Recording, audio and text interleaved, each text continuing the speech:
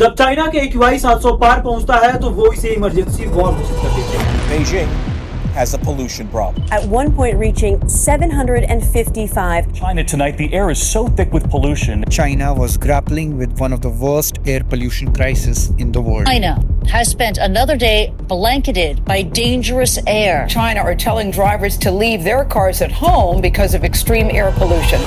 वहाँ 80,000 से भी ज्यादा लोगों की जॉब पॉल्यूशन की वजह से चली जाती है। दिल्ली में पैदा होने वाला हर एक बच्चा अपनी उम्र का 8 से 10 साल इसलिए खो देता है क्योंकि वो दिल्ली में सांस ले रहा है। वहाँ मरने वाला हर 7 में से एक इंसान पॉल्यूशन की वजह से मर रहा है। अगर आप सोच रहे हैं कि दिल्ली में जिंदगी नरक है तो आप बिल्कुल सही सोच रहे हैं। National capital reels under massive air pollution. Delhi's environment minister now blames Aam Aadmi Party and Congress for the pollution. आप सोचते हैं कि दिल्ली में रहने से उम्र कम हो रही है तो आपका ये डर पूरी तरह से जायज है। 1000 AQI, imagine that. In this video, I am going to tell you guys कि आखिर चाइना पॉल्यूशन से कैसे लड़ा, हमें उनसे क्या सीखना चाहिए और हम कैसे इस प्रॉब्लम से बाहर आ सकते हैं। 2024 IQ world's most polluted cities का लिस्ट जारी करता है और ये बिल्कुल भी शॉकिंग नहीं है कि 100 में से 94 सिटीज केवल इंडिया से थे। इन 94 में से हम सिर्फ एक सिटी पे फोकस करते हैं, हमारा capital Delhi is once again gasping for breath. Doctor ये कह रहे हैं कि अगर तुम अफोर्ड कर सकते हो तो दिल्ली में रहना छोड़ दो। इस शहर में हो रहे 15% डेथ केवल पॉल्यूशन की वजह से हो रहे हैं। आप सभी को ये बात पता होगी कि AQI 0 से 50 तक बढ़िया होता है, 50 से 100 तक भी ठीक ठाक होता है, लेकिन जैसे ही ये 200 तक पहुंचता है तो फिजिकली सेंसिटिव लोगों को दिक्कत होना शुरू हो जाती है और 200 से 300 तक AQI हर एक इंसान के लिए खतरा बन जाता है।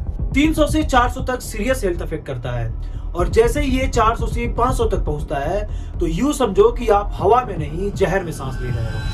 AQI के स्केल को केवल 500 तक ही बनाया गया था क्योंकि साइंटिस्ट को ऐसा लगता था कि कोई भी सिटी 500 को तो कभी क्रॉस कर ही नहीं सकती, लेकिन दिल्ली में AQI 795 हिट कर जाता है और इतिहास का सबसे पॉल्यूटेड शहर बन जाता है।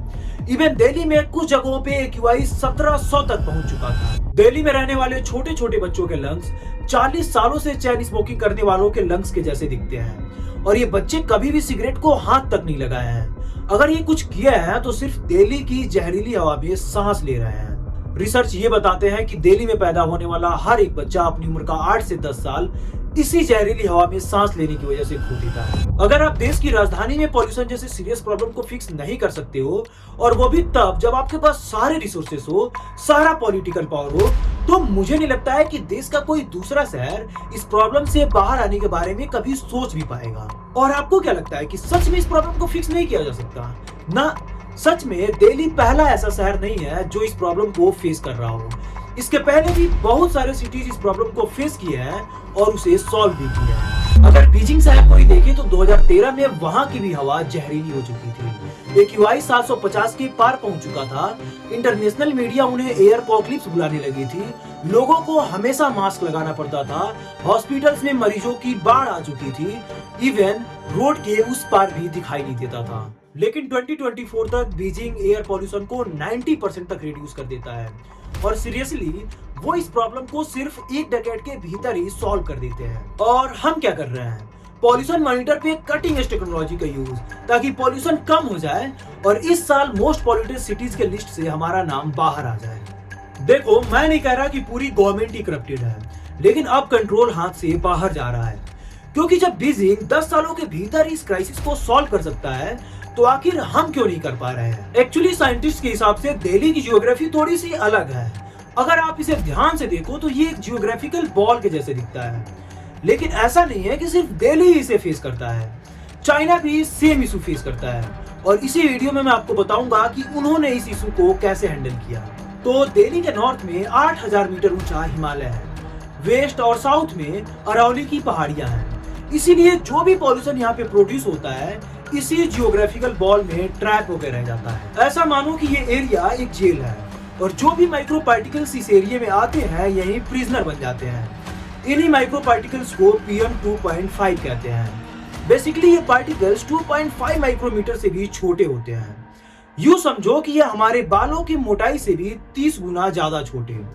इतने छोटे कि ये आराम से हमारे नाकों को, गले को, इवन लंग्स को बाईपास करते हुए हमारे खून में जाके मिल जाते हैं। इन्हीं के जैसे एक और पार्टिकल PM10 भी होते हैं जो इनसे थोड़े से बड़े होते हैं, लेकिन ये भी आसानी से हमारे लंग्स तक पहुंच जाते हैं। इनके अलावा nitrogen oxide, sulphur dioxide, ozone और कार्बन मोनोऑक्साइड भी होते हैं जो इसी ट्रैप में फंसे रहते हैं। और विंटर आते आते ये और भी ज्यादा खतरनाक हो जाते हैं, क्योंकि विंटर में टेम्परेचर इन्वर्जन होता है। देखो, बेसिकली धूप ग्राउंड पे पड़ती है और अपने आसपास की हवा को भी गर्म कर देती है। ये गर्म हवा ऊपर उठती है और अपने साथ साथ पॉल्यूशन के पार्टिकल्स को भी ऊपर लेके जाती है। लेकिन विंटर में ठीक इसका उल्टा होता है। ग्राउंड तेजी से रात में ठंडी हो जाती है, अपने आसपास की हवा को भी ठंडी कर देती है। इस ठंडी हवा के ऊपर एक और गर्म हवा की लेयर बन जाती है और उसके ऊपर एक और ठंडी हवा की लेयर बन जाती है। बेसिकली हवाओं के लेयर का एक सैंडविच बन जाता है और अनफॉर्चुनेटली ये गर्म हवा की लेयर ही हमारे लिए सबसे ज्यादा खतरनाक होती है, क्योंकि जो भी पॉल्यूशन के पार्टिकल्स या हवाओं में फंसे रहते हैं उन्हें ये गर्म हवा की लेयर ऊपर जाने ही नहीं देती है। दिल्ली का मिक्सिंग हाइट 1000 मीटर तक है, मतलब नॉर्मली गर्मियों में जितने भी पॉल्यूटेंट्स होते हैं वो यहाँ तक फैले रहते हैं, लेकिन ठंडी में ये श्रिंक होकर 100 मीटर तक आ जाता है। मतलब पॉल्यूशन उतना ही और स्पेस 1/10 हो जाता है, इसीलिए पॉल्यूशन का कंसंट्रेशन 10 गुना बढ़ जाता है। नेक्स्ट प्रॉब्लम है सीजनल विंड्स। नॉर्थ वेस्टर्न हवाएं पंजाब और हरियाणा से फसलों के जले हुए धुएं, थार डेजर्ट से डस्ट पार्टिकल, पानीपत और सोनीपत से इंडस्ट्रियल पॉल्यूशन लेके आती हैं और इसी बाउल में छोड़ जाती हैं। इसीलिए ये बाउल पॉल्यूटेंट से ओवर क्राउडेड हो जाता है और ये पॉल्यूशन और भी तेजी से बढ़ने लगता है, क्योंकि दिल्ली में 1.5 करोड़ रजिस्टर्ड व्हीकल्स हैं। ये व्हीकल्स मुंबई, चेन्नई और कोलकाता के सारे व्हीकल्स को मिला दे तो भी उनसे ज्यादा है, और ये सारे व्हीकल्स मिलकर हर रोज टन्स ऑफ PM 2.5 हवा में घोल देते हैं। और ये व्हीकल सिर्फ अपने साइलेंसर से ही पॉल्यूशन को हवा में स्प्रेड नहीं करते हैं। जब ये रास्तों पर चलते हैं तो इनके पहियों से डस्ट पार्टिकल्स उड़ते हैं और पर किलोमीटर हर एक व्हीकल 10 to 15 ग्राम डस्ट हवा में स्प्रेड कर देता है। इसे और भी वर्स्ट बनाते हैं कंस्ट्रक्शंस, क्योंकि स्टडीज ये बताते हैं कि per day 6850 metric ton construction और डिमोलिशन वेस्ट प्रोड्यूस होते हैं। वैसे तो ये सारा काम ग्रीन नेट के अंदर होना चाहिए, इस पर हमेशा पानी का छिड़काव होते रहना चाहिए, ट्रक में ट्रांसपोर्ट किए जाने वाले हर एक सामान को कवर करके रखना चाहिए, लेकिन ये फॉलो ही कितने लोग करते हैं?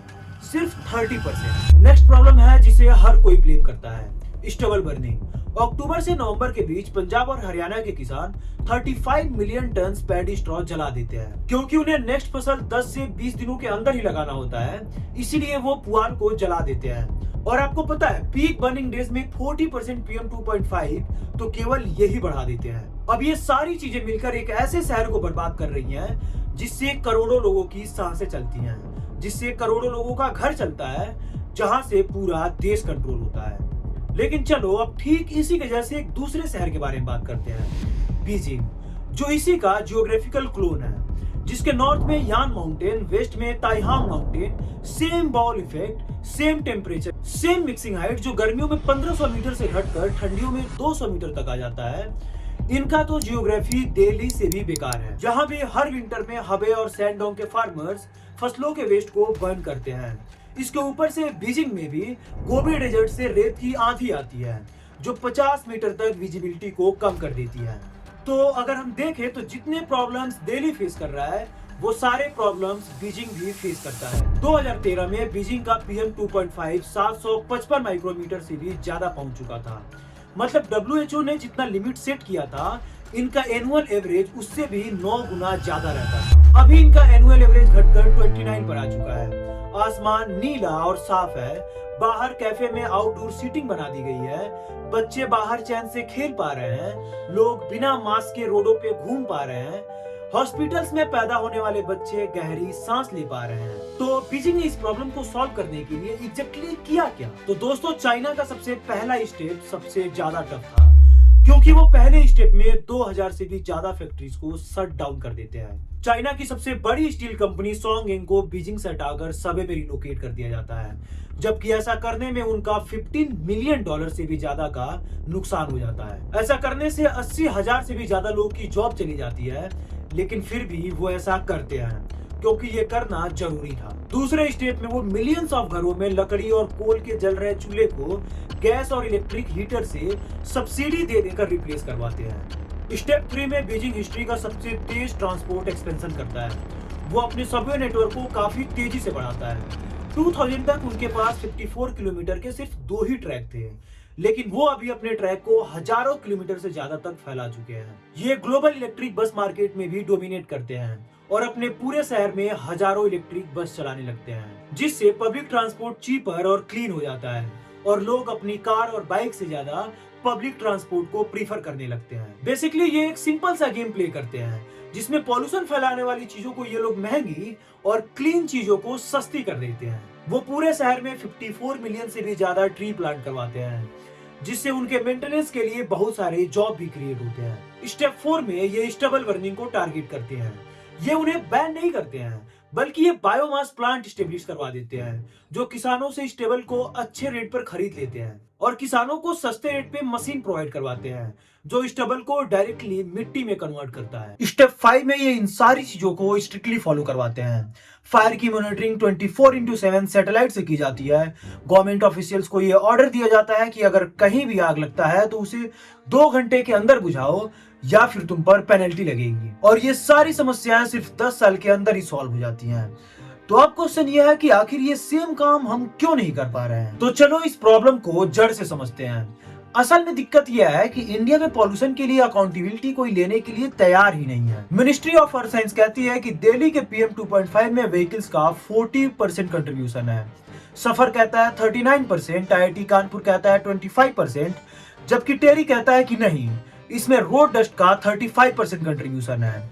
लेकिन अदर स्टडीज बताती हैं 65% और इसमें 30% का डिफरेंस आता है। और ऐसा इसलिए है क्योंकि सारी स्टडीज डिफरेंट मेथड का यूज करते हैं, डिफरेंट टाइम पे सैंपल लेते हैं। और यही होता है, सारे इंडस्ट्रीज एक दूसरे को ब्लेम करने में लगी रहती हैं। जैसे ऑटोमोबाइल इंडस्ट्री डस्ट को ब्लेम करती है, कंस्ट्रक्शन व्हीकल्स को, गवर्नमेंट स्टेबल को, पंजाब दिल्ली को और नेता एक दूसरे को। पॉल्यूशन से लड़ने के लिए सुप्रीम कोर्ट ऑर्डर देता है। ग्रेव स्टेज लेवल 1, 2, 3, 4 को एक्टिवेट करवा दिया जाता है।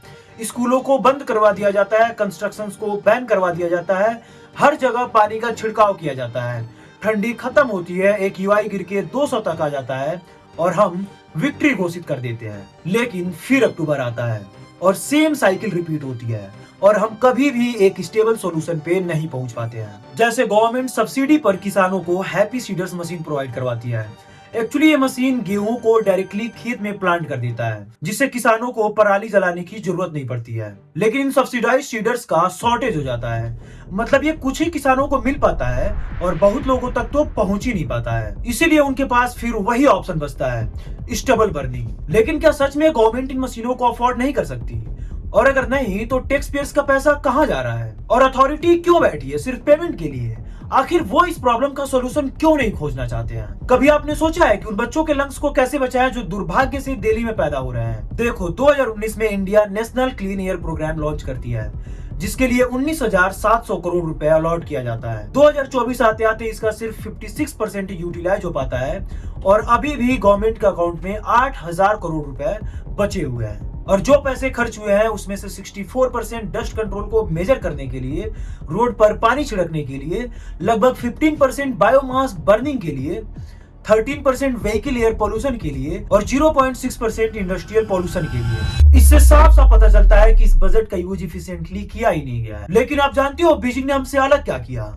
उन्होंने सबसे पहले ये एक्सेप्ट किया कि हाँ, ये एक प्रॉब्लम है। और 2013 में जब बीजिंग का PM 2.5 700 तक पहुंचता है तो प्रीमियर ली कोचेंग ये अनाउंस करते हैं, हम पॉल्यूशन के अगेंस्ट वॉर डिक्लेयर करते हैं, जैसे हमने पॉवर्टी के अगेंस्ट वॉर डिक्लेयर किया था। मतलब आप समझ रहे हो, कोई कैंपेन नहीं, कोई इनिशिएटिव नहीं, डायरेक्ट वॉर। क्योंकि उन्हें रियलाइज हो चुका था कि ये एक सेंसिटिव प्रॉब्लम है। पॉल्यूशन को खत्म करने के लिए इन्होंने एक अलग ही स्ट्रक्चर बना दिया।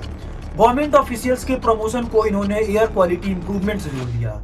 मतलब अगर टारगेट मिस करोगे तो नो प्रमोशन और अगर बार बार फेल होगे तो जॉब से ही फायर। लेकिन हमने ऐसा कोई भी स्टेप अभी तक लिया है? नहीं। हम हर साल देखते हैं, क्रिटिसाइज करते हैं, हर साल जियोग्राफी को ब्लेम करते हैं, एक दूसरे के ऊपर उंगली उठाते हैं और जहां सभी लोग एक दूसरे को ब्लेम करने में लगे हुए हैं, वहीं छोटे छोटे बच्चों के लंग्स डेड होते जा रहे हैं। अमीर लोग तो एयर पोल्यूशन से बच ही जाते हैं, क्योंकि उनके हर रूम में लाखों में मिलने वाले एयर प्यूरिफायर लगे होते हैं, कार में कैबिन फिल्टर लगे होते हैं, ऑफिस में पूरा एयर प्यूरिफायर सिस्टम ही लगा होता है। महंगे स्कूलों में AQI मॉनिटरिंग चलती रहती है। वाकई ये अब सरप्राइज होने वाली बात नहीं रही कि सांस लेना भी महंगा पड़ रहा है। चलो वो तो बच सकते हैं जिनके पास थोड़े पैसे हैं, लेकिन जरा सोचो इस रिक्शे वाले के बारे में जो उसी हवा में सांस लेते हुए दिन भर पैडल मार रहा है। उस वर्कर के बारे में सोचो जो रोड बना रहा है। लोगों के उम्र 10-10 साल कम हो रहे हैं और इससे किसी को भी कोई फर्क नहीं पड़ रहा है, जबकि फर्क पड़ना चाहिए, क्योंकि अगर चाइना कर सकता है तो हम भी कर सकते हैं। याद रखना दोस्तों, प्लेटी मादा केरला में लोग कोका कोला के खिलाफ प्रोटेस्ट करने लग जाते हैं, क्योंकि कोका कोला के प्लांट की वजह से वहां का ग्राउंड वाटर पॉल्यूटेड होता जा रहा था और सालों के प्रोटेस्ट के बाद आखिरकार उस प्लांट को शट डाउन करना ही पड़ता है। ऐसे ही न्यूयॉर्क में रेसिडेंशियल हीटिंग ऑयल से टॉक्सिक एमिशन होने की वजह से लोग मर रहे थे। तब पब्लिक हेल्थ एडवोकेट स्टैंड लेते हैं और क्लीन हीटिंग लॉ पास करवाया जाता है और एक डेकेड के अंदर ये एमिशन 65% ड्रॉप हो जाता है और उन लैंडलॉर्ड्स के मुंह पे जोर का तमाचा लगता है। तो याद रखना दोस्तों, केवल एग्जाम्स में ऐसे लिखने से काम नहीं चलता है, रियल लाइफ में स्टैंड लेना पड़ता है।